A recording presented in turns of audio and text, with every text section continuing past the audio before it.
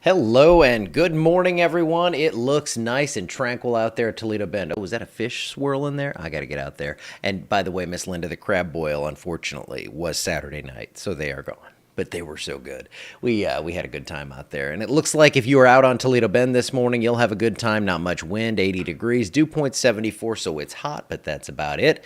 Looking close to home here, 79, 73. That's the temp and dew point showing up, and we have not a lot of traffic out there. So here at 9 o'clock, it looks like business as usual, things running smoothly, and nothing showing up on the skyline there. But there are some rain showers actually out across Texas, and actually I wanted to pull something up. There we go.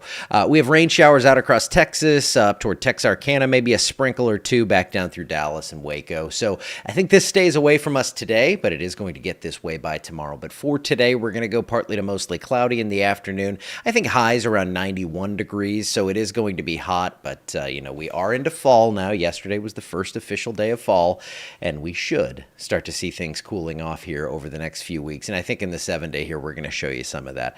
We have a couple of sprinkles perhaps today. I only went with a 10%, but notice tomorrow we could actually see a few storms pop up across the area. So we went with a 40% chance tomorrow, and then tomorrow evening it looks like things quiet down a bit, but we could keep some showers in the area overnight as a front approaches, and that's going to be tied to this next system that's going to actually keep what I think is going to be future Hurricane Helene out of our way. So that is good news for us, but it looks like a rough ride ahead for Florida. Any severe threat today is going to be up to the north from Little Rock through Cape Girardeau and over through about Lexington, Kentucky. I do not expect any sort of severe issues here. All eyes have been and will continue to be on the tropics, and I think we're going to see some pretty hefty issues here as this thing shoots the gap through the Yucatan Channel and then comes straight up north toward the Florida Panhandle. Not out of the realm of possibility because we've seen a little eastward shift that this could even move in as far east as Tampa. So going to be watching this closely as this storm continues to go on toward the north. Then it's going to kind of hook back. I'll show you in the models in just a second. It's going to come back and kind of join forces with what is going to keep this away from us.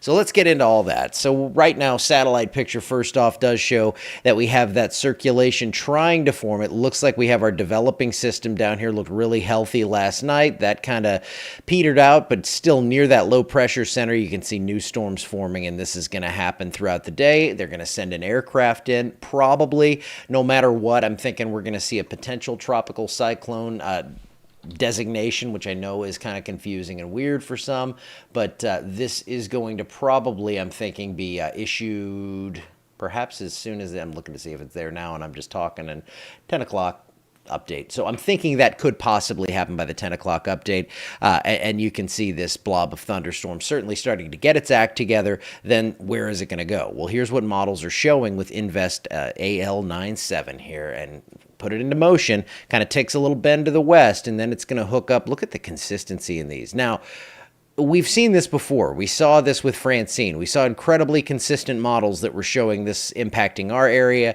It moved 150 miles or so to the east, and we did not see impact. So again, Tampa back to Mobile really needs to watch this thing, and then it's going to come up and it's going to join forces with, and I'll show you what I'm talking about when I say join forces. This is kind of crazy because, okay, here we have, this will be Helene right here. And you can see, it's tough to see on that, but the core, it's a warm core system. Then we have a cold core system up here dropping in through Missouri. And this is going to actually cut off, and it's going to absorb this. So a lot of times we will talk about a weakness in the ridge or something, and it's just a very subtle thing, and it'll bend the track. Well, this means business, and this thing is going to absolutely keep this to our east. This is really easy to forecast that we're going to have this cutoff low here, and it's going to be a cold core system that's totally different than this. You can see when I say here, when I say cold core, this one up at 500 millibars, about 18,000 feet, it's right around freezing, which is incredibly warm that high. Minus 16 Celsius in this system. So cold core versus warm core, and then I'll put it in motion and show you what happens here.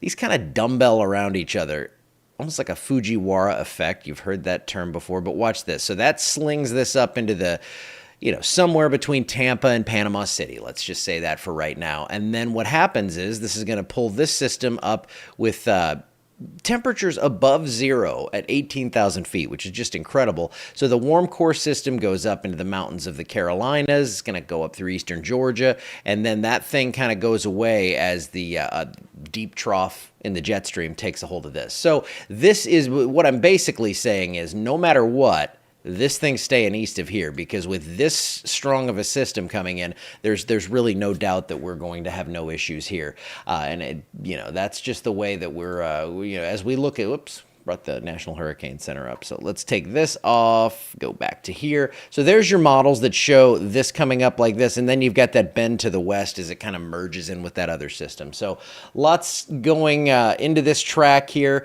The nice thing is for us, we know we're good here. The bad thing is it looks like this is going to become a very strong system. So here's a look ahead. Here's the jet stream. Again, another way to look at this over the next couple of days. This is why this is staying away from us. We have that front coming into our area.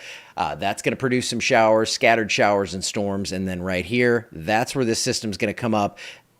And you can see that steering flow. It's just going to take it right into the anywhere between Panama City and Tampa. That's my most likely landfall. But you're going to want to be watching this thing from around Mobile all the way down to at least Tampa, Florida. If you have plans to go to Florida this weekend, it's possible that areas like Destin, Pensacola could be on the backside of this and not see major issues, but I think we're going to see a landfalling major hurricane here, so you're definitely going to want to wait this out and see what happens before you plan on heading that way.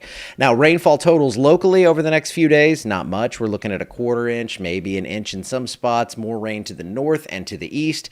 That drier air is going to kind of inject itself into the system for us, and on that western side, I don't expect much in our area.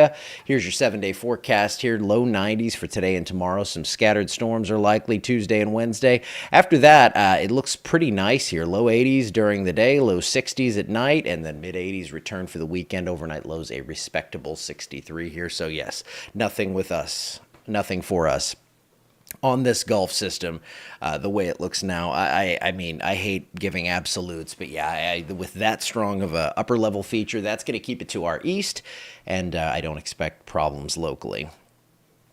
Let's see. Let's go into the extended stuff. Take a look there. And what I think we're going to have there is pretty dry, calm conditions. I mean, we could see a few showers to start October, but mainly it looks dry. It looks warm. It looks like mid to upper 80s. So as we get into October, this is when it really cools off. This is when we accelerate the cool down, mid 80s for your forecast highs, or for your normal highs to start the month, and then low to mid 70s by the end of the month. So by Halloween, we will be basking in the cool stuff, right? I hope so. Okay, yes, I will be going live here in a bit after I build up the show and everything. I'm going to be doing this for the Cajun Navy, as I posted about yesterday. So the United Cajun Navy page, go like that, follow it, however we do that stuff. And I will be doing more of a focus on the tropical stuff and the big issues. There's obviously not going to be a 7-day forecast because the Cajun Navy covers a huge area. So we're going to broad brush things a bit. We're going to take more of a national look at things, and we're really going to be focusing on major events, because that's what they get in there and they do the rescue stuff, the search and rescue stuff. They are on the ground to help people out however they can. What an incredible organization. And then they also they do a lot of things. I mean, they're searching for missing kids. They're out there doing tons of good in the communities all across the country here, especially east of the Rockies. That's really their main focus. And if I can help them out with some weather forecast, that's the least I can do. All right. I'll see you over there in a bit. I'm going to build my show for that, and we are going to kick things off over there. So I need some friendly faces over there so nobody yells at me or anything. Thank you, guys. See you in a bit.